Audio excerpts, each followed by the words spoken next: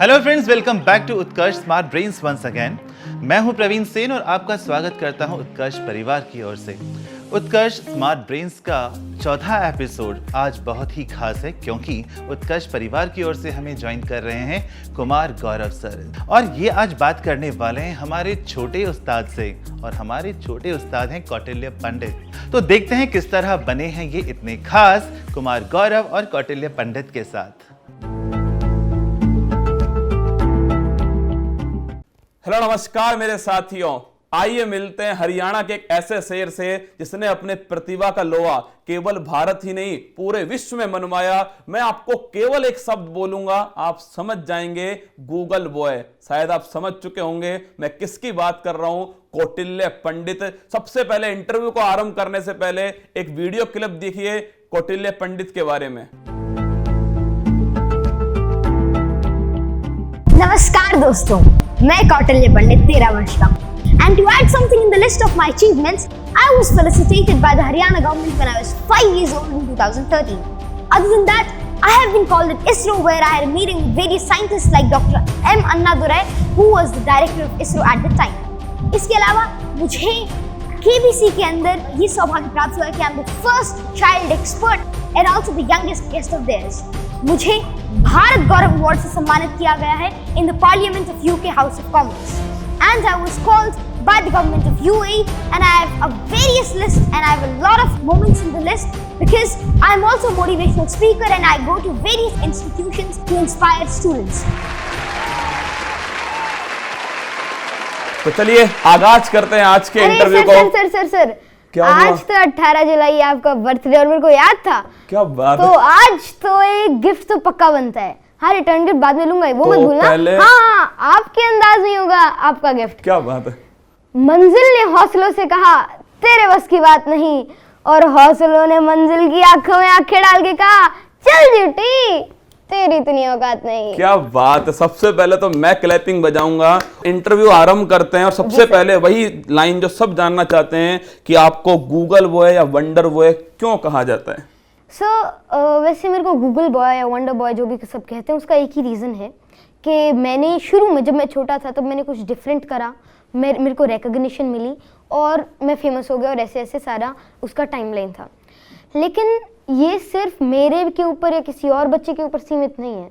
दुनिया के अंदर, इंडिया के अंदर कोई भी बच्चा, फूल पत्ती वाली क्लास का एक भी स्टूडेंट, हर एक student wonder boy, Google boy कुछ भी बन सकता है। इट्स जस्ट डिपेंडेंट कि क्या वो कुछ अलग करने की कोशिश करता है, क्या वो अपने आप को अपना 100% देने की कोशिश करता है, तो वो कुछ भी बन सकता है। So it's not just me, it's everybody.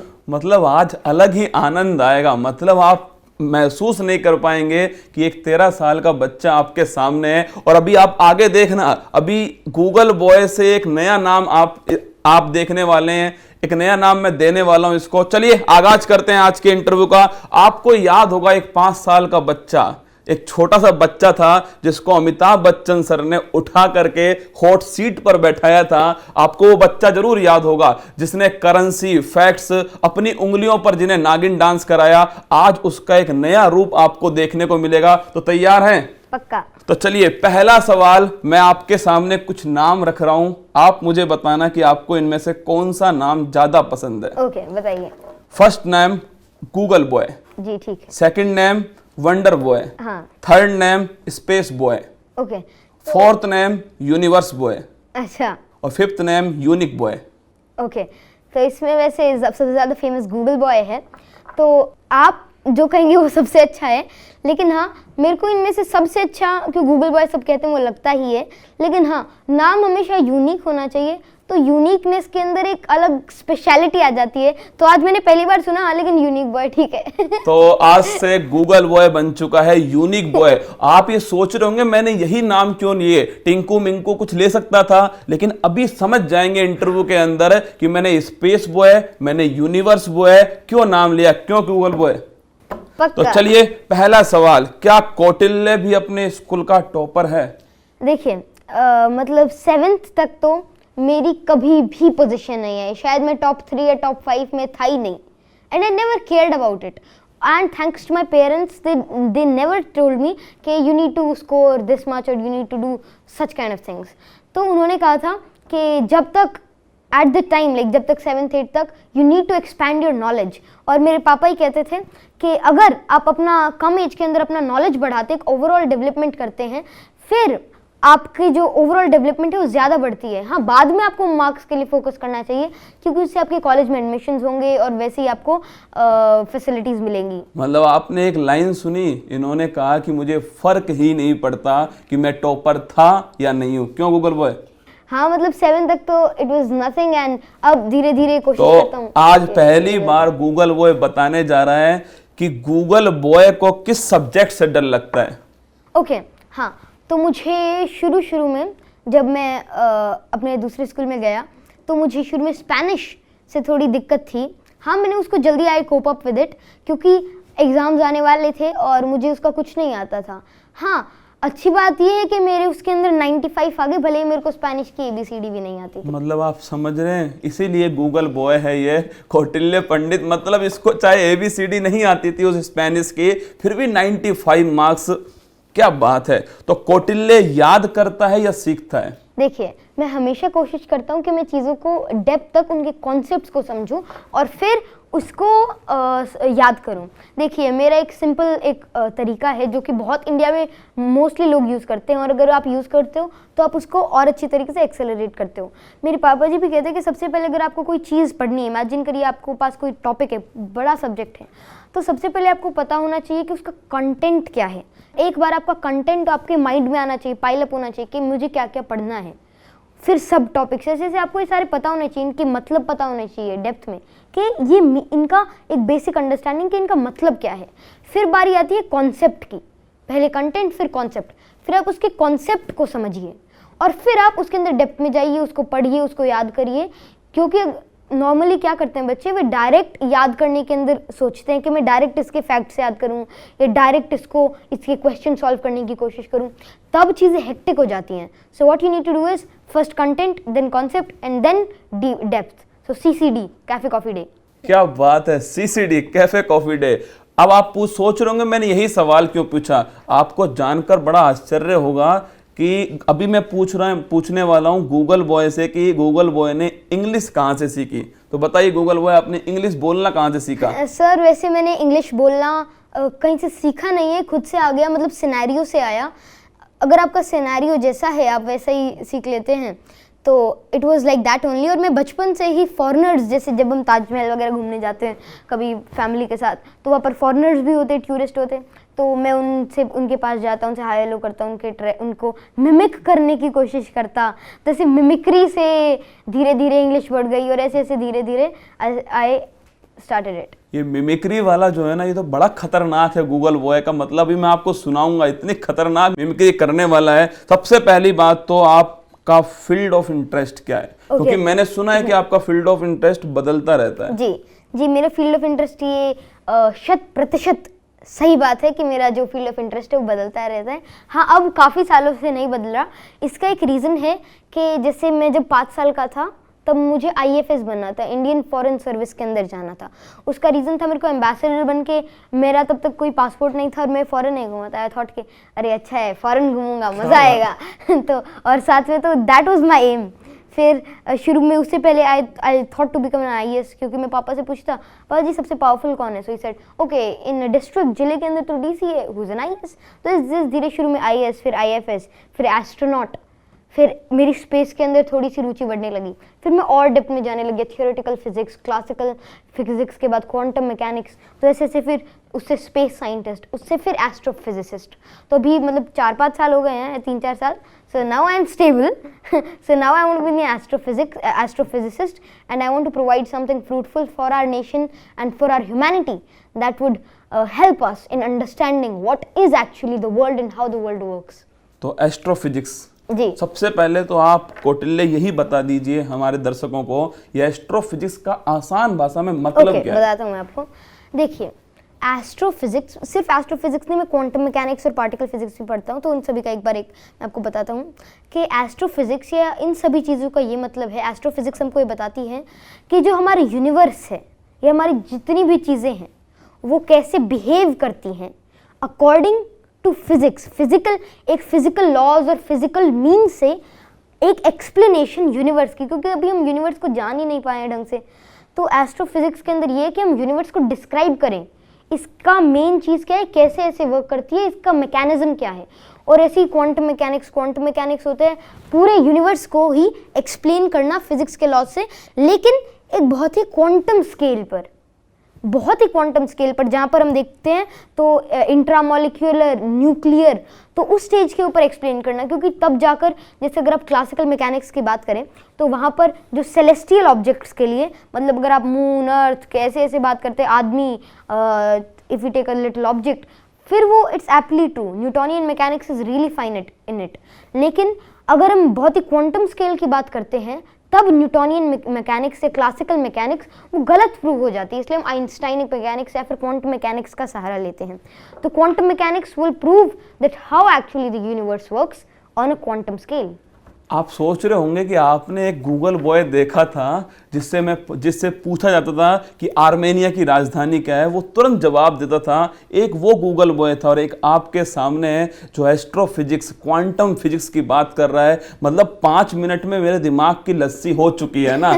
सच बताऊं तो मतलब इतनी साइंस, इतना फिजिक्स, इतना डेप्थ, आज आएगा आनंद। तो सबसे पहले तो वही बात कि कौटिल्य ने इंग्लिश जो सीखी है वो ट्रैवलर से सीखी है। हाँ, धीरे धीरे फिर वहाँ से थोड़ी बहुत सीखी, फिर खुद ही प्रैक्टिस करी।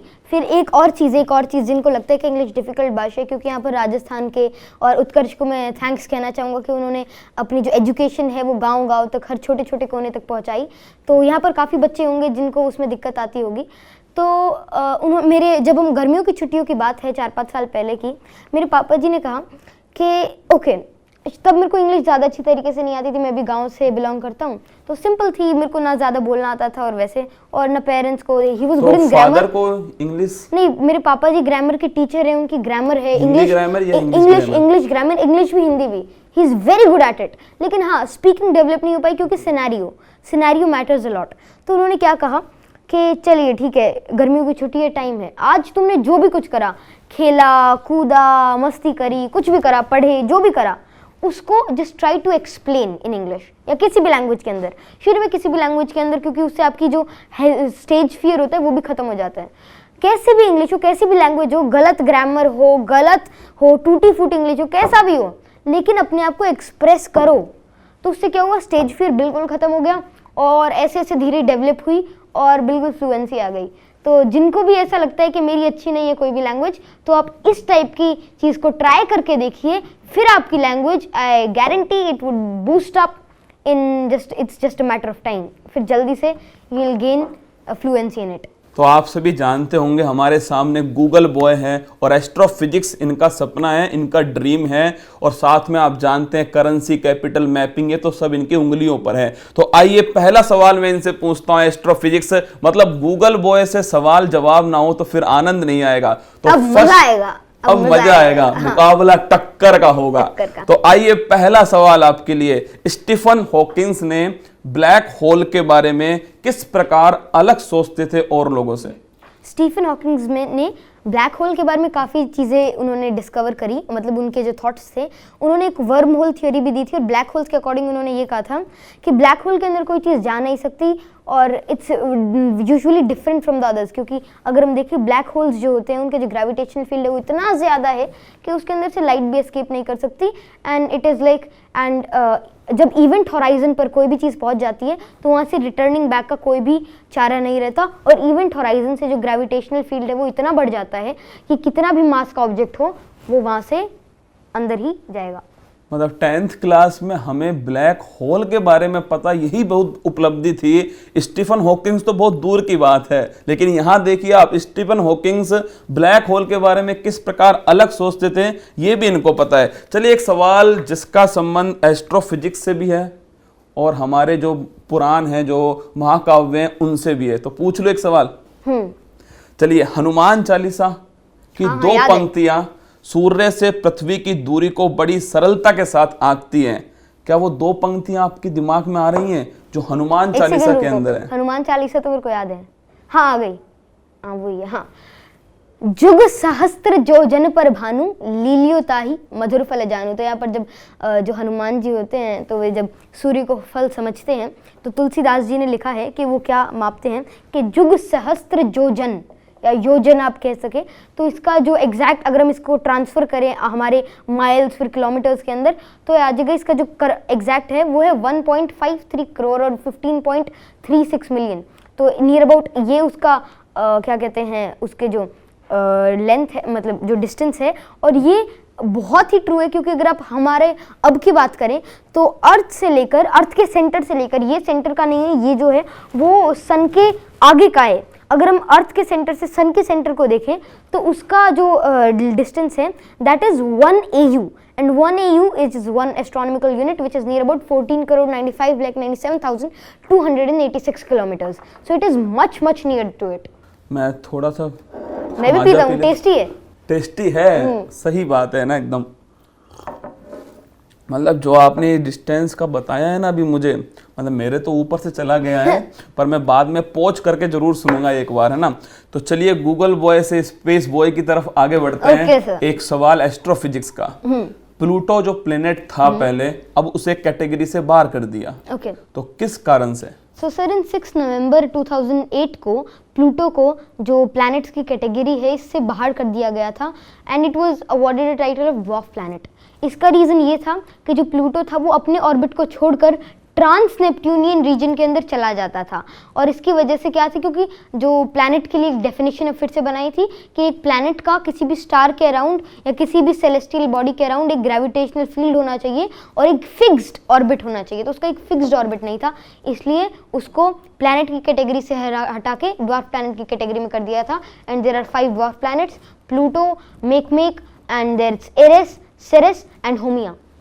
मतलब space boy, Google boy, Kautilya, ये जो 5 ड्वार्फ प्लेनेट बताए हैं जी, ये कब याद किए थे? ये हो गए इसको 4-5 साल। और जो प्लूटो है, प्लूटो के टोटल 4 मून्स है जिसमें सबसे बड़ा है। रुको जरा। तो कौटिल्य, गूगल बॉय मैंने आपसे सवाल पूछे, फिर स्पेस बॉय के रूप में मैंने आपसे एस्ट्रोफिजिक्स के बारे में पूछ लिया। अब मैं आपसे करंट अफेयर्स पूछूंगा। मतलब लगना चाहिए ना आपने फूल पत्ती वाली क्लास कितनी तैयार की है, तो मुकाबला टक्कर का होगा, टक्कर का ही होगा पक्का। तो आप सभी देख लीजिएगा, Kumar Gaurav versus Google boy current affairs. लेकिन उससे पहले मैं चाहता हूं कि एक सवाल है जो मेरे मन में है, मेरी इच्छा है कि कौटिल्य, गूगल बॉय मिमिक्री बहुत अच्छी करता है। तो कोई मिमिक्री जो आपके दिल के बहुत करीब हो, अगर मुझसे पूछोगे तो अटल बिहारी वाजपेयी जी की मिमिक्री। ओके सर, हम आपकी इच्छा का सम्मान करेंगे और सुनाएंगे अटल बिहारी वाजपेयी जी की मिमिक्री। तो तैयार है? तो असलियत में सिर्फ मिमिक्री नहीं, अगर आप इसको सुनते भी हैं तो इसके अंदर एक बहुत ही बड़ा मैसेज छुपा है। तो जब अटल बिहारी वाजपेयी जी की 13 दिन की सरकार थी, उसके अंतिम दिन उन्होंने ये स्पीच दी थी और इससे पूरे सदन के अंदर एक अलग ही ऑरा क्रिएट हो गया था, क्योंकि इसके जो शब्द हैं उनका जो अर्थ है वो बहुत ही बड़ा और वो बहुत ही विशाल है। और ये देश को, हमारे भारत को एक्सप्लेन करते कि हमारा भारत क्या है और हमारी क्या प्रकृति है और हम कैसे हैं। तो गूगल बॉय ये तो हम क्या सुनने के बाद ही बताएंगे। तो स्टार्ट करें जी। देश आज संकटों से घिरा है और ये संकट हमने पैदा नहीं किए। जब जब कभी आवश्यकता पड़ी संकटों के निराकरण में हमने उस समय की सरकार की मदद की है। उस समय के प्रधानमंत्री श्री नरसिम्हा राव जी ने भारत का पक्ष रखने के लिए मुझे विरोधी दल के नेता के नाते जेनेवा भेजा था और पाकिस्तानी उसे देखकर चमत्कृत रह गए। उन्होंने कहा ये कहाँ से आए हैं, क्योंकि उनके यहाँ विरोधी दल का नेता ऐसे राष्ट्रीय कार्य में भी सहयोग देने के लिए तैयार नहीं होता। वो हर जगह अपने सरकार को गिराने के काम में लगा रहता है। ये हमारी परंपरा नहीं है, ये हमारी प्रकृति रही है और मैं चाहता हूं ये परंपरा बनी रहे, ये प्रकृति बनी रहे। सत्ता का खेल तो चलेगा, सरकारें आएंगी जाएंगी, पार्टियां बनेंगी बिगड़ेंगी, मगर ये देश रहना चाहिए, इस देश का लोकतंत्र में रहना चाहिए। क्या बात है। मतलब कौटिल्य मतलब ये लाइन सुनकर हम उसी मूड में चले गए जब वो सदन में जो वो स्पीच चल रहा था ना, जी। और अटल बिहारी वाजपेयी जी खड़े थे और वो स्पीच दे रहे थे, जी। और उसके बाद जो तालियां बजी थी ना, वही तालियां बजनी चाहिए आपके लिए। चलिए एक और मेरी इच्छा है, वो भी मैं आपसे पूछूंगा, लेकिन उससे पहले चलिए महासंग्राम स्टार्ट करते हैं आज का। Google boy, space boy versus Kumar Gaurav. ठीक है सर। मुकाबला टक्कर का होना चाहिए। सर, तभी मतलब तो कुछ मजा है। सवाल तो मेरे पास हैं, अगर तूने उनके सही जवाब दिए तो मैं पूरी कोशिश करूंगा तुझे फंसाने की। Okay sir. तो तैयार है? पक्का। तो चलिए करंट अफेयर्स का पहला सवाल का रिलेशन एस्ट्रोफिजिक्स से ही होगा। Okay sir. चलो ठीक है, पहला सवाल, फाल्कन 9 रॉकेट किस कंपनी का रॉकेट है? स्पेसएक्स, जो कि एलन मस्क की है, टेस्ला की सब्सिडरी कंपनी। इतनी तेज तो रॉकेट भी नहीं जाता।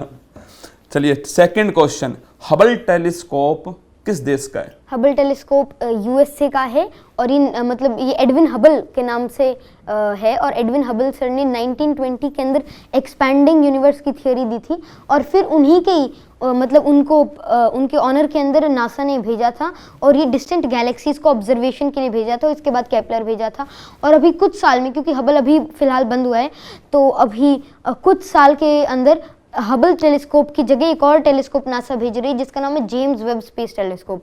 और जो जेम्स वेब स्पेस टेलीस्कोप है, वो उसकी एक विशेषता है कि वो डार्क मैटर और ऐसी चीज़ों को, जो कि सिर्फ ऑब्जर्वेबल यूनिवर्स नहीं, वो ऐसी चीज़ों को टेम करेगा जो कि इलेक्ट्रोमैग्नेटिक रेडिएशन से नहीं डिटेक्ट होती, जो नॉर्मल रेस से नहीं डिटेक्ट होती। और गूगल बॉय की एक खास विशेषता है कि इन्हें रोकना पड़ता है ना, क्योंकि मैंने पूछा हबल टेलीस्कोप किस देश का है, और इन्होंने हबल टेलीस्कोप क्या है, जेम्स वेब कौन सा आने वाला है, एडविन हबल कौन थे। Third question, okay sir. Vikram lander हमारे किस यान के साथ गया था? तो जो विक्रम लैंडर था वो चंद्रयान 2 के साथ गया था, और जो विक्रम लैंडर को मैंने उसको बनते हुआ भी देखा है मेरे सामने, मेरे इतना एक सेक्शन था और उसके साइड में विक्रम लैंडर बन रहा था। मतलब हाँ, तो मैं जब नहीं, ऐसे नहीं, मैं 3 साल पहले या 2 साल पहले मैं इसरो के अंदर गया था, और वहाँ के एक विजिट के अंदर, और वहाँ पर जो इसरो के डायरेक्टर थे आइजैक और आईसाइट के, जहाँ पर जो सैटेलाइट्स हैं वे बनते हैं, तो वहाँ पर mister M Annadurai, doctor M Annadurai sir, तो उनसे मिलने के बाद वहाँ पर साइंटिस्ट से मेरा एक डिस्कशन हुआ, एक पैनल डिस्कशन, और उसके बाद मैंने उसको घूमा आइजैक और आईसाइट को, और वहाँ पर मेरे इतने दूर था, और वहाँ पर प्रज्ञान रोवर भी साइड में रखा हुआ था, उसका मॉडल, और विक्रम लैंडर बन रहा था, और डॉक्टर एम अन्नादुरई सर ने मुझे मंगलयान का और इन सब के मॉडल्स भी दिए थे गिफ्ट के अंदर, and it was a great moment for me to see the live making of Vikram lander. और साथ में मैंने GSAT-11 जो इंडिया का सबसे बड़ा सैटेलाइट है, उसको भी बनते हुए देखा है वहाँ पर। क्या बात है। चलिए अब मंगलयान का जिक्र कर ही दिया है, तो जो मंगलयान था उसको किस लॉन्चिंग व्हीकल से भेजा गया था? ओके, तो जो मंगलयान था, that it was launched by PSLV, polar satellite launch vehicle, और and it was because it was a great thing, because polar satellite launch vehicles जो होते हैं वे जनरली 30,000 या 20,000 किलोमीटर्स तक के चीज़ों को ऑर्बिट के अंदर पहुंचाने के लिए यूजुअली काम होते हैं, और मून तक चंद्रयान 1 तो उससे सक्सेसफुली हो गया था, बट ये पहली बार हुआ था कि किसी भी देश ने मार्स तक इतनी दूरी 0.5 AU की दूरी अर्थ से मार्स तक की एक पोलर सैटेलाइट लॉन्च व्हीकल से करी। नॉर्मली ये GSLV से ही होता है, जियो सिंक्रोनस लॉन्च व्हीकल से, तो it was a great miracle. और कौटिल्य पहली बार ही हुआ था जब किसी देश ने फर्स्ट अटेम्प्ट में ही मंगल फतेह किया था जी। चलिए नेक्स्ट क्वेश्चन आपके लिए है कि जो अभी हाल ही में एक अमेजोनिया सैटेलाइट गया था। कौन सा? अमेजोनिया। अब देखिए इसमें 2 क्वेश्चन है, अब या तो आप नाम से समझ जाओगे कि सैटेलाइट किस देश का था, मतलब गूगल बॉय और स्पेस बॉय दोनों लगेंगे इस सवाल में। अच्छा। अगर आपको नहीं आता तब भी बता दोगे कि अमेजोनिया जो सैटेलाइट है ये किस देश का सैटेलाइट था जो इसरो ने भेजा था? Okay, it was of Brazil. क्या बात है। एक अपने इसके अंदर मैंने एक और सोचा, शुरू में लगा कि अच्छा कहीं जेफ बेजोस की कंपनी ब्लू ओरिजिन का तो नहीं है, हाँ, लेकिन फिर अगर वो भेजते तो नासा से भेजते। और इसरो इज़ ग्रेट, और इसरो ने अभी बहुत सारे, मतलब इट्स अ ग्रेट मोमेंट कि इसरो जो है वो और देशों की सैटेलाइट्स को भेज रहा है, और जो हमने 104 सैटेलाइट्स को भेजा था तो उसके अंदर मेजॉरिटी फॉरेन सैटेलाइट्स थे। सो it was a great thing कि हम एक हब बन रहे हैं, इसरो एक हब बन रहा है, हमारा देश एक हब बन रहा है, जहाँ से और देश देखते हैं कि अपने सैटेलाइट्स को लॉन्च करने के लिए, जैसे पहले जो हमारा इसरो था जब इतना डेवलप नहीं हुआ था तब वो फ्रेंच गुयाना के अंदर से वो अपने सैटेलाइट्स को भेजता था, लेकिन अब सारे देश इंडिया को अप्रोच कर रहे हैं कि हम तुम्हारे यहाँ से अपने सैटेलाइट को लॉन्च करेंगे। तो आपने इसरो ही विजिट किया या सतीश धवन केंद्र ये भी विजिट किए थे? मैंने इसरो के अंदर आइजैक और आईसाइट, और मैंने साथ साथ में आइजैक और आईसिक जहाँ पर क्या कहते हैं हमारे बैंगलोर के अंदर जहाँ पर हमारे जो सैटेलाइट्स हैं वो बनते हैं। हाँ, मैंने श्रीहरिकोटा नहीं गया हूँ और ना ही मैं तिरुवनंतपुरम में गया हूँ जहाँ पर जो हमारे फ्लूइड मैकेनिक्स और जो हमारे rocket launching Vikram Sarabhai space centre है हमारा। तो चलिए अब एक सवाल, वही इच्छा है, सवाल तो नहीं है, वो अग्निपथ वाला जो डायलॉग है याद है? डायलॉग या कविता? कविता। अच्छा। क्या बात है, मतलब गूगल बॉय है तो नहीं, क्योंकि अग्निपथ का डायलॉग तो हाई है नहीं, वो जो अग्निपथ वाला जो अच्छा, कविता है याद है थोड़ी बहुत? हाँ, चलिए तो मैं उसका आपको लास्ट पैराग्राफ सुनाता हूँ। बिल्कुल। इसका मतलब बहुत बड़ा है, क्योंकि हरिवंश राय बच्चन जी ने तब लिखी थी जब देश के अंदर युवाओं के अंदर इनकलाब की और साथ साथ में आज़ादी की लड़ाई के लिए एक आग थी, और उस जुनून को और बढ़ाने के लिए श्री हरिवंश राय बच्चन जी ने लिखी थी। और इसका जो लास्ट पैराग्राफ वो ये है कि यह महान दृश्य है, यह महान दृश्य है, चल रहा मनुष्य है अश्रु श्वेद रक्त से, लथपथ लथपथ लथपथ, अग्निपथ अग्निपथ अग्निपथ। तू ना रुकेगा कभी। वो शुरुआत है कि तू न रुकेगा कभी, तू न थकेगा कभी, कर शपथ कर शपथ कर शपथ, अग्निपथ। और गूगल बॉय भी शपथ कर चुका है कि गूगल बॉय का जो लक्ष्य है वो भारत से बाहर भी है। क्या मैं सही हूँ गूगल बॉय कि आगे गूगल बॉय क्या करना चाहता है? तो आगे मैं एस्ट्रोफिजिसिस्ट बनना चाहता हूँ। और आपकी इस बात के भारत के बाहर वैसे जो मेरा काम होगा, मतलब मैं वैसे आप इस बात से करेंगे कि मैं MIT के अंदर जाके, मैसाचुसेट्स इंस्टीट्यूट ऑफ टेक्नोलॉजी के अंदर जाके पढ़ना चाहता हूँ, क्योंकि वहाँ पर रिसर्च का एक्सपोजर है। हाँ, लेकिन मैं बाद में आके काम इसरो के लिए, हमारे देश के लिए ही करना चाहता हूँ। क्या बात है, मतलब ये लाइन है ना जो कि हाँ मुझे काम इसरो के लिए ही करना है, वो इसरो से बेहतर कोई नहीं है। ये बात तो आप भी मानते हैं? आगे आने वाले 20-30 सालों के अंदर, 10 साल में भी, in very near future ISRO would be number 1, क्योंकि जो हमारी रेट है ग्रोथ की, that is really different from others. हमारे मतलब बहुत ही ज़्यादा जो सक्सेस रेट है हमारे क्या कहते हैं सैटेलाइट्स का, that is also very high. हमने कई रिकॉर्ड्स तोड़े हैं, हमने PSLV से चांद तक गए, हमने पहले हैं जिसने हम PSLV से हमने मार्स तक गए, पहले जो बिना किसी फेलियर के हम मार्स पर गए। उसके अलावा हमने 104 सैटेलाइट्स, तो हमारे पास इतने सारे रिकॉर्ड्स हैं। तो इसरो ये हमारे देश की विशेषता बताता है कि सस्ता, सुंदर और टिकाऊ, और इतना मजबूत क्वालिटी के अंदर कि उसका कोई तोड़ नहीं, और हर चीज़ के अंदर अच्छा। अगर आप देखें तो अभी कंपैरिजन हुआ था हमारे मार्स का, जो हमारा जो मंगलयान था, और उसी टाइम पे नासा ने भी अपना क्या कहते हैं, उन्होंने ये भेजा था अपना सैटेलाइट, जो कि वहाँ पर जो वेदर चेक करता था, और वो GS उन्होंने मतलब जियो सिंक्रोनस लॉन्च व्हीकल से भेजा था वहाँ के, और उस पर उन्होंने जो हमारे मंगलयान से 100 टाइम से भी ज़्यादा पैसा लगाया था, और तब भी हमारा मंगलयान अब भी काम कर रहा है।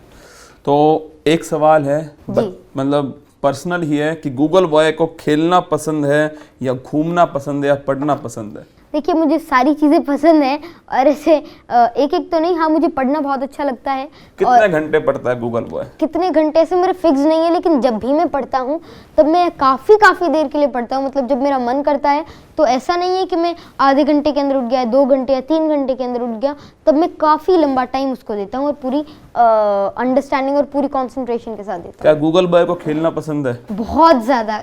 वैसे कौन सा? हाँ, मुझे सारी गेम्स अच्छे लगते हैं। जैसे मैं चेस का एक बहुत अच्छा प्लेयर हूँ, उसके अलावा मैं पापा जी के साथ क्रिकेट खेलता हूँ, फुटबॉल, और सारे गेम्स खेलता हूँ मैं। Table tennis. चेस के नेशनल प्लेयर हैं आप? हाँ, मतलब मैंने नेशनल के अंदर एक सिल्वर मेडल भी जीता था, काफ़ी साल हो गए, और मैंने इसके अलावा स्टेट के अंदर तो कई बार गोल्ड मेडल जीते हैं।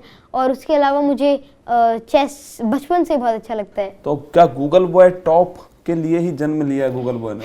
नहीं, ऐसा मतलब चेस भी हो गया, स्पेस भी हो गया, करेंसी, कैपिटल, मतलब इस छोटे से दिमाग में इतना सब कुछ। देखिए, दिमाग, ये भी एक बात मैं आप सभी को कहना चाहूँगा कि जितने भी पेरेंट्स देख रहे हैं, जितने भी लोग देख रहे हैं उनको, कि किसी का भी, स्पेशली एक बच्चे का, एक स्टूडेंट का दिमाग कभी भी कम नहीं होता।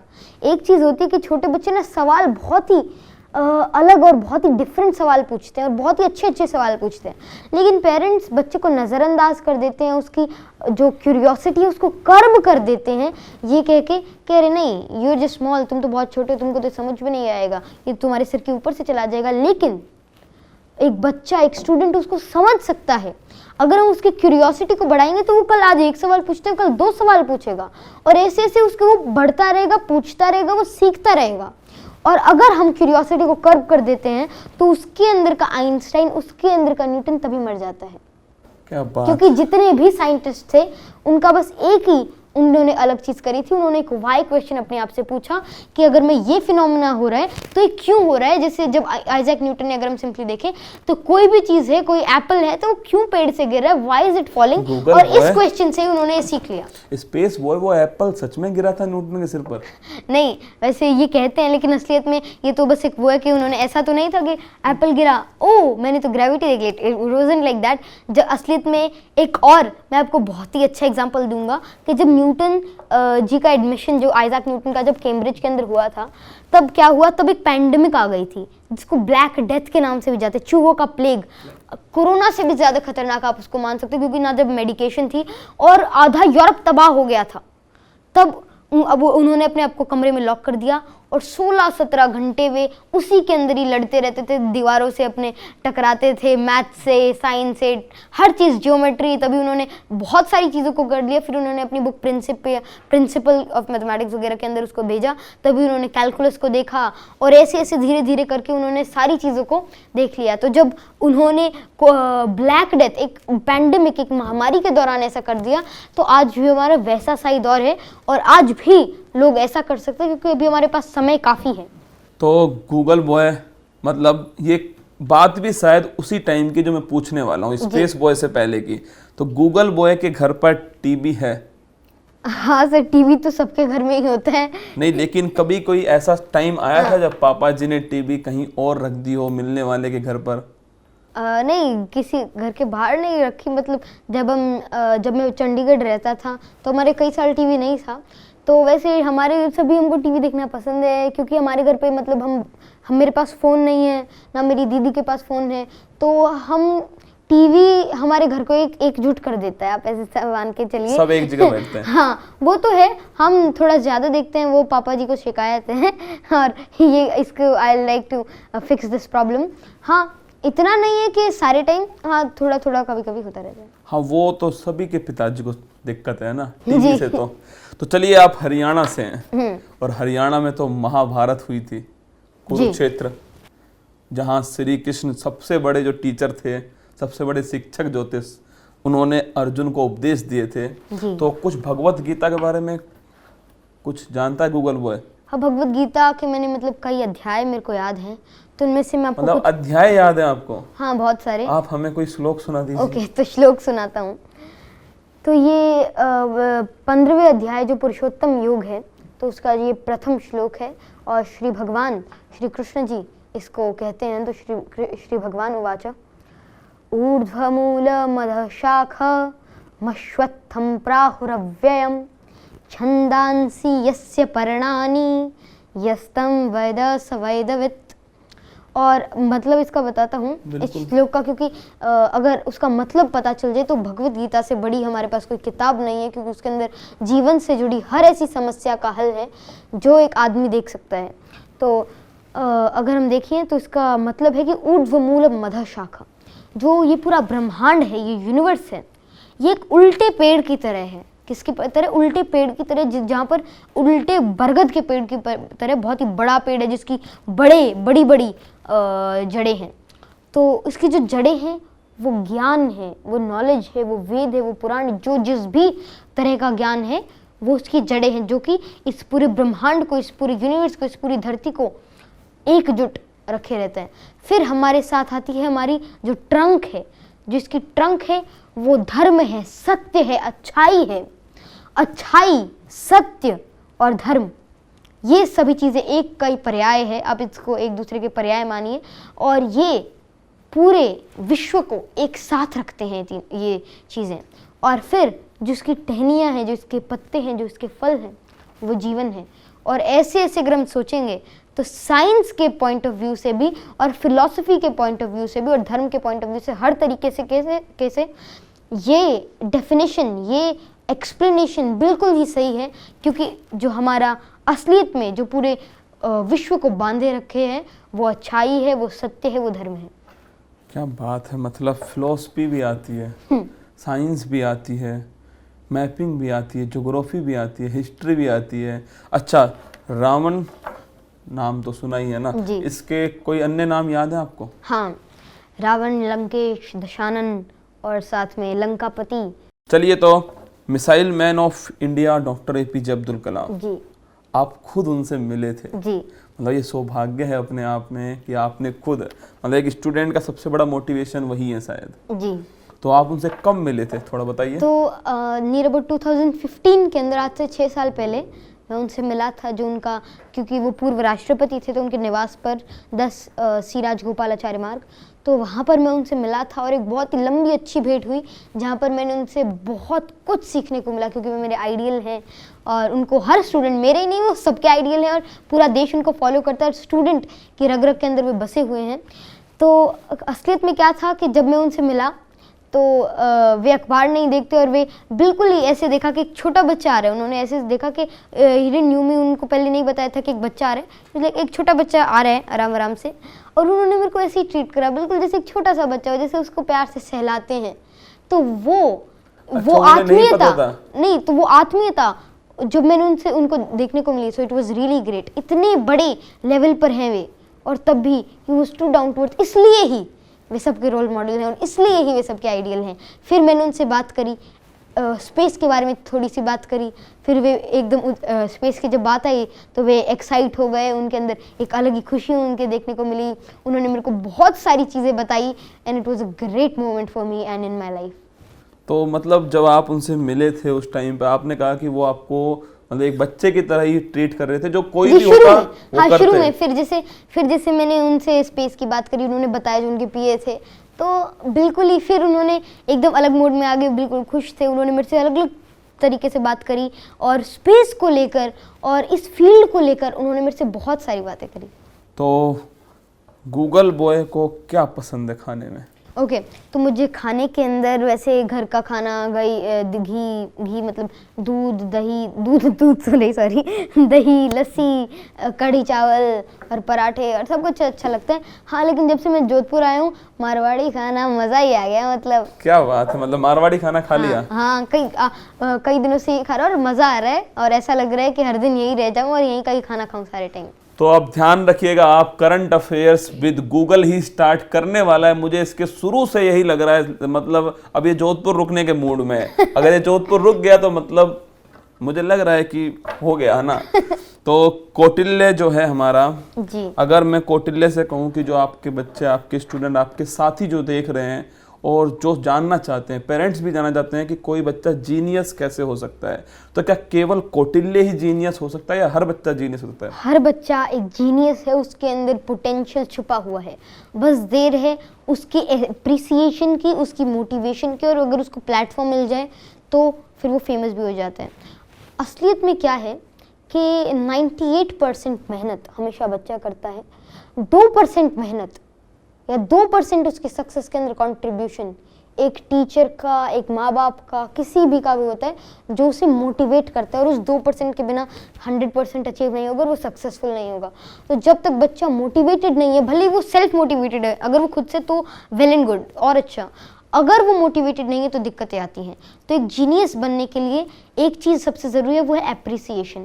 अगर आप एक छोटा बच्चा आपके सामने आता है, आप उसको अप्रिशिएट कीजिए और उसको कहिए कि अच्छा कोई ये सब आता है, आप तो बहुत ही अच्छे हो, और इस चीज़ से वो और खुश होगा और उसके अंदर और एक इच्छा जगेगी कि अच्छा क्योंकि एप्रिसिएशन सबको चाहिए, एक ह्यूमन बिहेवियर है। तो अगर हम एक बच्चे को पैट करते हैं, उसको शाबाशी देते हैं, तो वो और ऐसा करने की कोशिश करता है और धीरे धीरे वो और मेहनत करता है और वो कुछ बड़ा करके दिखा देता है।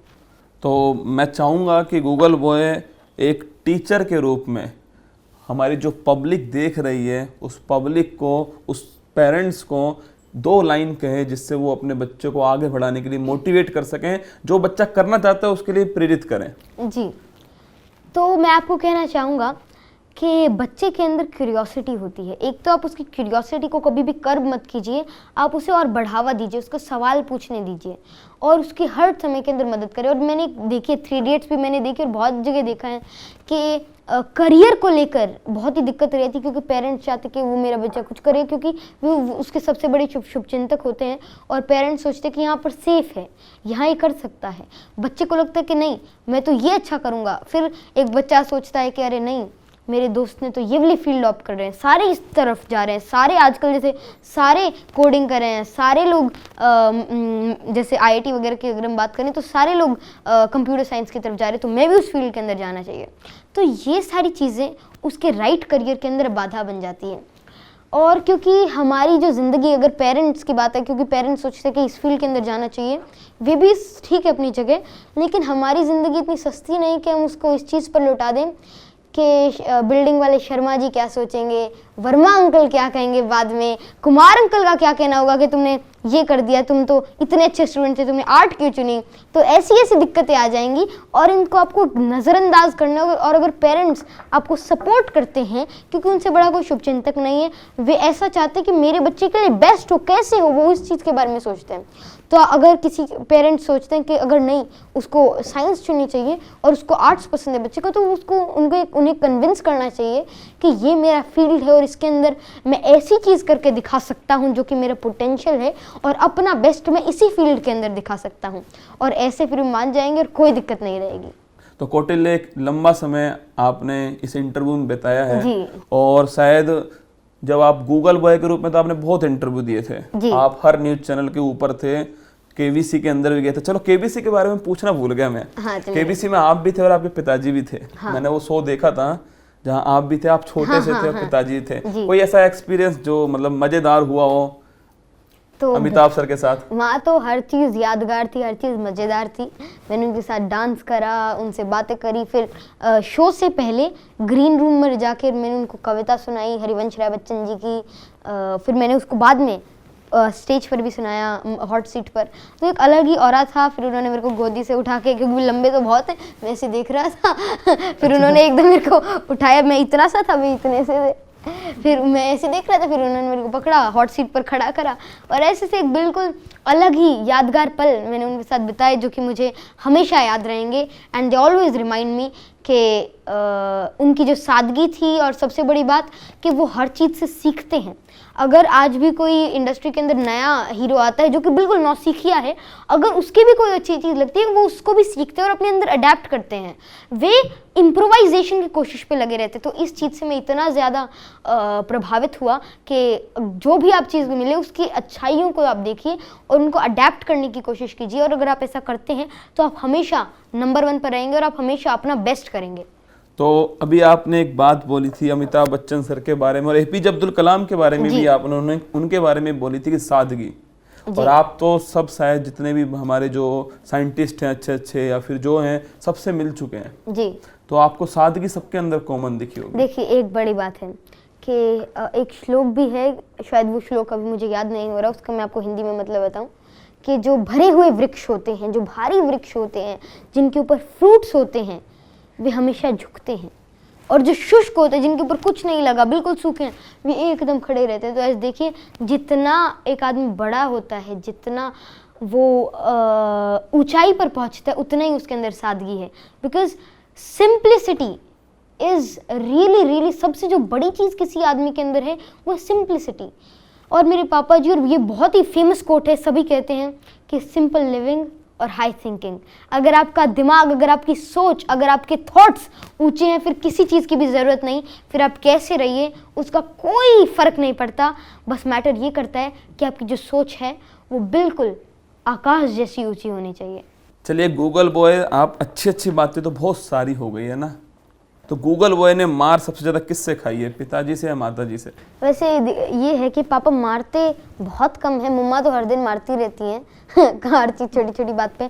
मम्मी के हाथ टाइट है तो जोर से लगता है, हाँ, लेकिन फिर पापा जब मारते हैं तब मारते काफी दिनों में, जैसे 3 महीने में, 4 महीने, लेकिन फिर और जब बराबर चोट फिर- लगती है फिर तो मतलब अब पूछिए मत।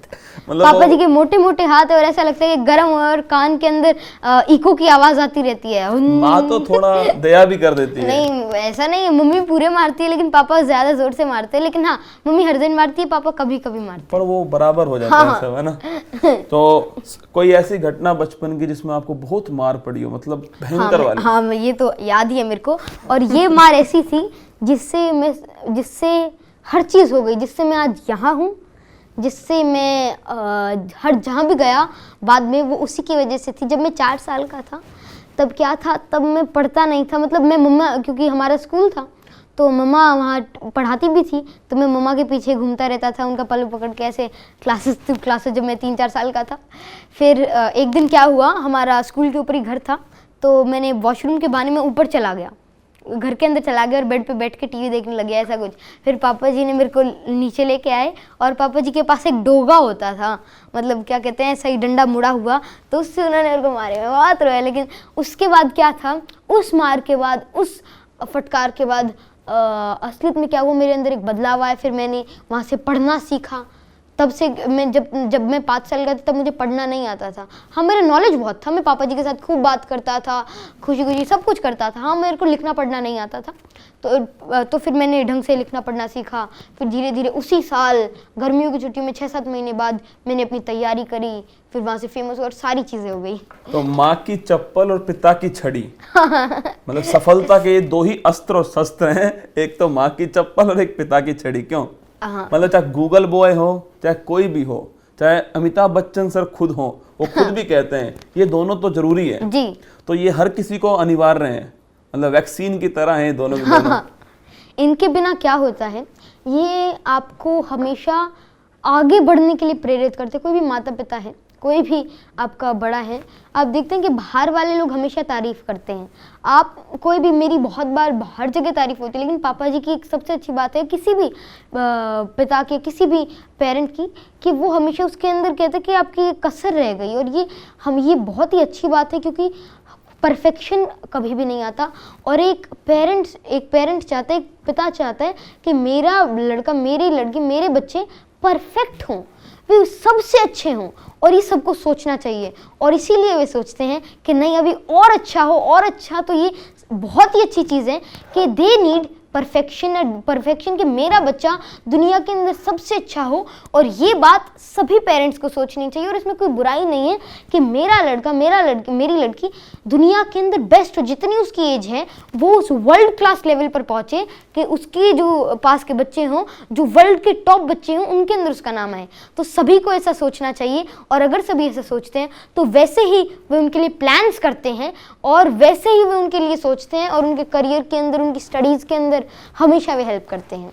तो अभी गूगल बॉय कौटिल्य ने हमें बताया कि जो माँ की जो चप्पल है, जो सुदर्शन चक्र है, और जो पिता की जो छड़ी है, इसके बिना सफलता असंभव है। इसलिए समय समय पर आप भी खा लीजिए। क्यों कौटिल्य? पक्का। तो कौटिल्य ने बहुत खाई है, मतलब कि सुदर्शन चक्र का तो दीवाना है कौटिल्य, मतलब डेली ही खाया इसने तो, है ना। तो कौटिल्य, अब अंत में जो भी आपको देख रहे हैं, जो छोटे छोटे बच्चे आपको देख रहे होंगे, आपके साथी देख रहे होंगे, या फिर जो पेरेंट्स देख रहे हैं, उन सभी के लिए कोई मोटिवेशन, लेकिन वो मोटिवेशन कविता के रूप में, मतलब जिसको सुनकर 4 लाइनें, ऐसी 4 लाइनें जिसको सुनकर हर कोई आगे बढ़ सके। चलिए, कोई याद है ऐसी लाइन? हाँ, याद है। तो मैं अभी आप सभी के सामने एक सोहनलाल द्विवेदी जी की एक कविता आप सभी के सामने प्रस्तुत करना चाहूँगा। बढ़े चलो, बढ़े चलो। तो इस कविता के जो 4 लाइन होंगी, इनके मतलब को अगर आप अपने जीवन में उतारेंगे तो आप सच में बढ़ते रहेंगे ना, आप थकेंगे, और आप जो ऐसे लक्ष्य को, जो आपका लक्ष्य है, उसको अचीव कर पाएंगे। बढ़े चलो, बढ़े चलो, रहे समक्ष हिम शिखर, तुम्हारा प्रण उठे निखर, भले ही जाए तन बिखर, रुको नहीं, झुको नहीं, बढ़े चलो, बढ़े चलो। तो आपको बढ़ते जाना है, रुकना नहीं है, थमना नहीं है। कुछ भी हो जाए, चाहे कुछ भी हो जाए, आपका तन बिखर जाए, लेकिन तब भी आपको बढ़ते जाना है। भले ही जो आपका लक्ष्य है वो और डिफिकल्ट लगता जाए, लेकिन फिर आपका जो मन है वो और मजबूत होना चाहिए। और यही चीज़ इस लाइन से गई कि रहे समक्ष हिम शिखर, बहुत ही ऊंचा हमारा लक्ष्य है। तुम्हारा प्रण उठे निखर, जो हमारा प्रण है वो उससे और उठ जाए। तो यही बात है, इस चीज़ को आप अपने जीवन में उतारिए। और सर ये तो कुछ ज्यादा हो गया, मतलब आपने तो मेरे से बहुत सवाल पूछ लिया, अब तो मेरी बारी है, कोटा आपका पूरा होने वाला है। समाप्त किया नहीं सर 2-3 सवाल तो पूछूंगा। नहीं सर, मतलब इंटरव्यू किसका था? गूगल बॉय, स्पेस बॉय का इंटरव्यू था। तो सवाल कौन पूछेगा? सर एक बार एक म्यूचुअल कोऑर्डिनेशन होना चाहिए। बताइए कि आप सर, एक मेरा क्वेश्चन था कि सर आप करंट अफेयर्स के टीचर हैं और करंट अफेयर्स पता नहीं अभी 2 घंटे पहले क्या हुआ, 5 घंटे पहले क्या हुआ और कल क्या हुआ, और इतनी सारी चीज़ों को एक साथ आप याद कैसे रखते हैं और अपने आप को अपडेटेड कैसे रखते हैं? देख कोटी, बात ऐसी है, मतलब कि अभी जो कविता सुनाई ना, बढ़े चलो बढ़े चलो, मैं अपने स्टूडेंट को बोलता हूँ कि अगर ये मंजिल पहाड़ है तो तुम भी मांझी हो, जब तक तोड़ोगे नहीं तब तक तो छोड़ोगे नहीं। रक्त बहाकर श्रृंगार करूँ, खामोश यहाँ तलवार नहीं, हम वंशज हैं राणा के, हार हमें स्वीकार नहीं। तो मतलब एक उद्देश्य होता है कि हाँ, सुबह बहुत सारे बच्चे, उनके माता पिता मुझे देख रहे होंगे, कितनों का लक्ष्य होगा कि हाँ मुझे सफलता चाहिए, तो कहीं ना कहीं मैं उसमें एक हिस्सा दे दूँ अपना। उसके लिए पूरी रात भर मेहनत होती है, पूरी टीम की मेहनत होती है, मतलब टीम वर्क सबसे महत्वपूर्ण होता है किसी इंसान की सफलता के लिए। अब तू इतने इंस्टीट्यूट में गया होगा, बहुत बड़े इसरो में भी गया होगा, वहाँ भी टीम वर्क सबसे महत्वपूर्ण है। तो जो जितनी भी गवर्नमेंट साइट्स होती हैं, वहाँ से कंटेंट को उठाना होता है, फिर उस कंटेंट के साथ में उसमें से क्या क्वेश्चन बन सकता है उसको लेना होता है। अब तू सोच, सुबह 6 बजे कोई आर्ट्स का स्टूडेंट मुझे देख रहा है, कोई साइंस का देख रहा है, और मुझे अब उनको कोई ब्रह्मांड की कोई घटना बतानी है, तो मेरे लिए बहुत टफ काम हो जाएगा आर्ट्स को समझाने के लिए। तो मैं ये सोचता हूँ किस प्रकार आसान भाषा में इसको समझा सकूं। सबसे टफ काम होता है प्रेजेंटेशन। आप नॉलेज को कितना अच्छा प्रेजेंट, मतलब आपकी जो सबसे अच्छी बात है ना, वो ये है कि आपका प्रेजेंटेशन बहुत अच्छा है। नॉलेज होना अलग है, उसका प्रेजेंटेशन जरूरी है। कोई और क्वेश्चन? यस सर, एक और है। क्या बात, मतलब रुकेगा नहीं? सर मैं सोच के तो 2-3 आए, तो 2-3 तो पूछने ही दो। सर आपके आइडियल कौन है? मेरे आइडियल कौन है? वैसे एक बच्चे के लिए माता पिता सबसे पहला आइडियल होता है, क्योंकि उन्होंने उन्हीं से सीखा हुआ है, हर चीज उन्हीं से सीखी है। और दूसरा तो आपके जो आइडियल हैं, अच्छा, बताइए कौन है? Doctor APJ Abdul Kalam sir. उनको देख के उनकी एक लाइन की इंतजार करने वाले को केवल उतना ही मिलेगा जितना मेहनत करने वाला छोड़ देगा। जी। तो कौटिल्य, सबसे चलो अंत में पूछ लेता हूँ आपसे, कैसा लगा आपको इंटरव्यू? सर बहुत ही अच्छा लगा, और इतने सारे स्टूडेंट से रूबरू होकर मुझे बहुत ही अच्छा लग रहा है, और आपसे इतनी देर बात करके तो मतलब मन प्रसन्न हो गया, और बहुत कुछ नया सीखने को मिला। तो मेरी जॉब पे तो खतरा नहीं है सुबह 6 बजे वाली पर? सर अब तो हम आपके व्यूअर्स हैं सर, आपके स्टूडेंट्स हैं। स्टूडेंट क्या से बात क्या खतरा? है। तो एक नया स्टूडेंट्स हमारे बीच में अभी से करंट अफेयर्स पढ़ेगा तो सोचिए पेपर का फलूदा बना देगा ये स्टूडेंट। तो अंत में अब आपको मिलाता हूं मैं उनसे जिन्होंने इस शेर को इतना मजबूत बनाया है, तो आप समझ चुके होंगे। तो तालियों के साथ में स्वागत कीजिएगा आप शेर के बब्बर शेर का। तो आप सभी ने गूगल बॉय, कौटिल्य, या फिर मैं कह दूं स्पेस बॉय, या फिर जो अभी नाम चुना है यूनिक बॉय, इसके बारे में बहुत सारी बातें जान ली। लेकिन आप सोचिए, इस शेर को जिसने इतना मजबूत बनाया, क्या आप उससे मिलना चाहेंगे? तो आइए मैं आपको मिलाता हूं इनके पिताजी से, और 2-3 बातें, मतलब इनको कैसा लगता है इसको देख करके, कौन सी कमियां इसके अंदर थी, कैसे सुधार किया, जिससे जो पेरेंट्स मुझे देख रहे हैं वो भी कुछ सीख सकें। तो आइए चलते हैं सीधा इनके पिताजी के पास में। तो स्वागत है सर आपका। प्रणाम सभी को। सबसे पहले सर आप बहुत हैंडसम लग रहे हैं आज। चलो जी, धन्यवाद, किसी ने तो ये कहा। क्या बात है। तो सर आप कौटिल्य आज यहाँ पर है, मतलब स्पेस बॉय जिसको संज्ञा मिल चुकी है, एस्ट्रोफिजिक्स इसको आगे जाना है, और गूगल बॉय तो पहले भी बन चुका है। तो जब ये 5 साल का था, जब आप केबीसी में भी साथ गए थे इसके, तब आपको कैसा लग रहा था? मतलब आप बैठकर एक बेटे के कारण पिता वहाँ बैठा हुआ था। देखो, एक तो वो सारा सब कुछ इतनी स्पीड में हुआ, अच्छा, कि ये मानो कि लगभग अगस्त में कौटिल्य टीवी चैनल्स पर आया और अक्टूबर में केबीसी में। लेकिन इस दौरान हम कंटिन्यू किसी न किसी चैनल पर होते थे। तो सच में वहाँ जाकर किसी भी टाइप की वो तो मन में थी नहीं, न कोई हीन भावना थी, न कुछ ऐसा था। और जहाँ तक इस तरह के व्यक्तियों के मिलने की बात है, वो कभी एक्सप्लेन की नहीं जाती ऐसी चीज़ें। क्योंकि वास्तव में वो फीलिंग्स ही अलग होती हैं। हम कलाम साहब से मिले, अमिताभ जी से मिले, शंकराचार्य जी से मिले, जब भी किसी ऐसे व्यक्तित्व से मिलते हैं तो कभी भी एक्सप्लेन हो ही नहीं पाता कि हमें क्या फील हुआ। तो सर मतलब गूगल बॉय ऐसा तो है नहीं कि इसमें भी कमियां नहीं होंगी, कमियां तो बहुत रही होंगी इसके अंदर भी। आपने मतलब कौन सी ऐसी कमी थी जिसको आपको सुधारने में लगा कि हाँ मुझे सुधारनी चाहिए इसके अंदर, कोई एक ऐसी कमी जो लगा हो कि हाँ? देखो, मैं सच यदि बताऊं, बिल्कुल सत्य बात, ठीक है बच्चे शरारती होते हैं, हर माँ बाप का प्रयास होता है उनकी शरारतों को रोका जाए, कम किया जाए, लेकिन अभी तक ऐसी कोई भी इस तरह की कमी दिखाई नहीं दी जिसके कारण हम चिंतित हुए हों।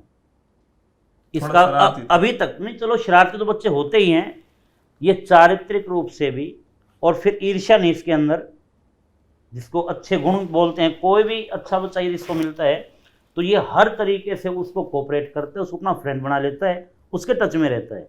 जब भी ये किसी के बारे में सुनेगा कि ये बच्चा इतना अच्छा सामने आया है, तब ये खुश होता है।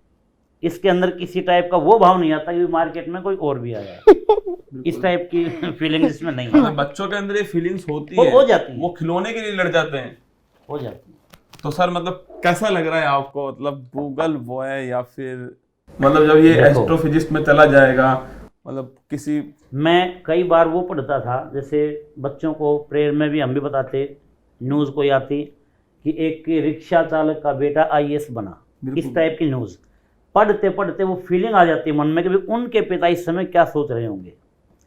तो कौटिल्य जब प्रसिद्ध हुआ काफ़ी, उस तरह की बहुत सी फीलिंग्स में पहले ही ले चुका था, और जब ये प्रसिद्ध हुआ तो पता नहीं क्यों वो फीलिंग्स आने ही बंद हो गई और हमें सब कुछ नॉर्मल सा ही दिखाई दिया कि सब ठीक है। अब यहाँ बैठे हैं, या पहली बार जब हम KBC में भी गए या फर्स्ट टाइम न्यूज़ चैनल्स में गए, परमेश्वर कसम ऐसी कोई फीलिंग नहीं आई कि बहुत बड़ा काम हो गया, क्योंकि वो फीलिंग हम पहले ही ले चुके थे। मतलब और सर मैंने आपके मुंह से भी सुना ये बात कि कौटिल्य हर कोई बन सकता है, बस आपको थोड़ा डेडिकेशन चाहिए। और कौटिल्य नहीं जी, अगली पीढ़ी पहली से हमेशा अच्छी होती है। अब जो कौटिल्य के बाद के बच्चे हैं, सच में वो तो बहुत कहीं इससे बहुत ज़्यादा बुद्धिमान है, उनका IQ भी अच्छा है। आपकी पीढ़ी हमारी पीढ़ी से ज़्यादा अच्छी है। हमारी पीढ़ी जो हमारे फादर साहब थे या उनकी जो पीढ़ी थी उनकी तुलना में अच्छी थी, तो जो नेक्स्ट जनरेशन है वो तो अच्छी आएगी ही। तो यदि बच्चे की तैयारी करवाई जाए तो जो बहुत बड़ी बड़ी चीज़ें जो हम ग्रेजुएशन लेवल पर बच्चों को समझाते हैं या मास्टर क्लासेज में समझाते हैं, छोटे बच्चों की भी समझ में आ जाती हैं। सर एक सवाल है, मतलब कौटिल्य मतलब अपनी उम्र से अधिक ही रहा है, जैसे अगर अभी ये 10th क्लास में है तो 11th 12th इसके लिए बहुत आसान है, अगर ये 7th क्लास में तो इसके लिए 10th क्लास आसान है। तो सर आपने इसको मतलब ड्रॉप करा के जैसे आगे कर देते हैं बच्चे को? ड्रॉप भी नहीं किया, इसकी एक भी क्लास ड्रॉप नहीं हुई है। केवल एक क्लास थी कौटिल्य की, 4th और 5th इसने एक ही वर्ष में की थी। उसके बाद इसकी कोई क्लास ड्रॉप नहीं हुई है। हालांकि 2 वर्ष पहले ही इनका स्कूल बोल रहा था कि कौटिल्य के 10th के एग्ज़ाम दिलवाए जा सकते हैं स्पेशल परमिशन के तहत, लेकिन हम नहीं चाहते थे। हमने यही कहा कि क्लास से वही ठीक है, नॉलेज कितना कुछ भी हो जाए, बट बच्चे को अपनी एज ग्रुप में ही रहना चाहिए। हाँ सर, मतलब ये आपकी बात मुझे बहुत अच्छी लगी। आपने कही थी कि जो बच्चा है वो अपनी एज वालों के साथ ही खेलेगा और उसी प्रक्रिया से आगे बढ़े जिस प्रकार बढ़ते हैं। तो सर मतलब आज देश को रिप्रेजेंट कर रहा है गूगल बॉय हमारा, और आपके चेहरे की मुस्कान समझ में आ रही है कि अभी तो शायद कौटिल्य को ये बात समझ में नहीं आएगी कि जो आप फील कर रहे हैं। तो सर मैं चाहता हूँ कि यहाँ जो जितने भी दर्शक देख रहे हैं, जितने भी पेरेंट्स हमें देख रहे हैं, आप उनसे वो 2-4 बातें ऐसी कहें जिससे वो भी अपना जो बच्चा है उसको आगे बढ़ा सकें। देखिए, एक तो ये कि अपने बच्चे को आप कभी भी कम मत समझें। जब ये कौटिल्य छोटा सा था तो मैं एक ही शब्द इसको कहा, एक बात हमेशा कहता, मैं कौटिल्य तू है ना तो दुनिया का सबसे अच्छा बेटा है और तो दुनिया का सबसे शानदार बेटा है। ये बात हम अपने बच्चों को ज़रूर कहें। इसके अलावा मार्केट की जो खाने की बुरी चीज़ें हैं उनसे बच्चों को बचाएं। बच्चे को जिद्दी मत होने दें, रोलेगा थोड़ी देर फिर ठीक हो जाएगा बाद में, लेकिन एक बार यदि बच्चा जिद्दी हो जाता है तो फिर हम उसके सामने छोटे पड़ जाते हैं। तो बच्चों को जिद्दी नहीं होने दें। इसके अलावा बच्चों के साथ खूब बात करें और हर टॉपिक पर उनसे बात करें, और आप ये पाएंगे कि आपका बेटा जैसा आप उसको सोच रहे थे 6 साल का, 6 का नहीं है, वो आपको 15 साल का दिखाई देगा जब आप उसके साथ बात करेंगे। तो कोई भी बच्चा कुछ भी समझ सकता है एक थोड़े से प्रोसीजर के बाद। तो अच्छे टीचर्स के संपर्क में उनको रखें, अच्छे लोगों के संपर्क में रखें, और बच्चों के साथ खूब आप जमकर बातें करें, अलग अलग टॉपिक पे करें, उसका अंडरस्टैंडिंग लेवल एकदम से बढ़ेगा और फिर वो कुछ भी कर सकता है। सर मतलब आपने जो बात कही कि बच्चों के साथ खूब बात करें, ये वर्तमान में सर बहुत ज़रूरी भी हो चुकी है। सोशल मीडिया के टाइम में मतलब बच्चा जो है वो पेरेंट्स से कट गया, ठीक बात, और उससे बच्चा भी तनाव में रहता है अपनी पढ़ाई को लेकर के। जबकि मैं मतलब गूगल बॉय को देख रहा हूँ, इतना सब कुछ नॉलेज है, मुझे तनाव तो कहीं नज़र आ नहीं रहा। हाँ, तनाव तो खैर नहीं है अभी तक। मतलब इतना सारा नॉलेज है, इतना बड़ा ड्रीम है, सपना है कि मुझे वो करना है, पर तनाव नहीं है। शायद उसका एक बड़ा कारण है कि आप बिल्कुल कनेक्ट हैं इससे। नहीं, कनेक्ट, और हम ये भी बोलते हैं, अब जैसे इसका MIT में जाने का विचार है, MIT ना भी जा पाए तो IIT ठीक है, और IIT भी ना जा पाए तो जीवन में जैसे वो कुछ अच्छा करेंगे, नो प्रॉब्लम। क्या बात है, मतलब हार नहीं मानेंगे। नहीं, देखिए, एक लक्ष्य है, हमें अपना 100% देने का प्रयास करना चाहिए। लक्ष्य न भी मिले इसका अर्थ ये हमारे अंदर उतनी योग्यता शायद न थी। अगर हमने अपना 100% प्रयास किया है फिर कोई दिक्कत नहीं होती। हमारी अपनी यदि प्रयास में कमी है और फिर हम सफल नहीं हो पाते तब दोषी हैं। अगर हमने अपना एफर्ट्स पूरे किए हैं फिर तो कोई बात है ही नहीं। मतलब सही बात कहिए कि आप हार से मत डरिए, आप अपना पूरा 100% दीजिए, जीत आपको निश्चित होगी जिस फील्ड में भी आप हो। तो कौटिल्य पिताजी के साथ हो और बड़े चुपचाप हो। नहीं, चुपचाप नहीं हूँ। अभी थोड़ी देर पहले तो मतलब बहुत एकदम एक्टिव थे। नहीं, एक्टिव हूँ पूरा। और पिताजी के साथ आते मतलब थोड़ा मासूम बन गया कौटिल्य हमारा। नहीं ऐसा ही है क्या? नहीं, ऐसा नहीं है बिल्कुल भी। It was the same, it's normal. क्या बात है, मतलब अब इंग्लिश अब बाहर आई है कौटिल्य की। तो आपसे मैं पूछना चाहता हूँ कि आप हिंदी ग्रामर और इंग्लिश ग्रामर दोनों के टीचर्स हैं। जी, पापा जी हिस्ट्री के भी टीचर हैं। हिस्ट्री के भी टीचर्स हैं। वही है, देखो, जो परफेक्ट नहीं होता किसी भी चीज में वो हर जगह थोड़ा थोड़ा होता है। सेम बिल्कुल सर, हमारे current मामले affairs में सर, आपके सामने है सर, करंट अफेयर्स परफेक्ट नहीं होते, थोड़ा थोड़ा मिलाकर कर देते हैं।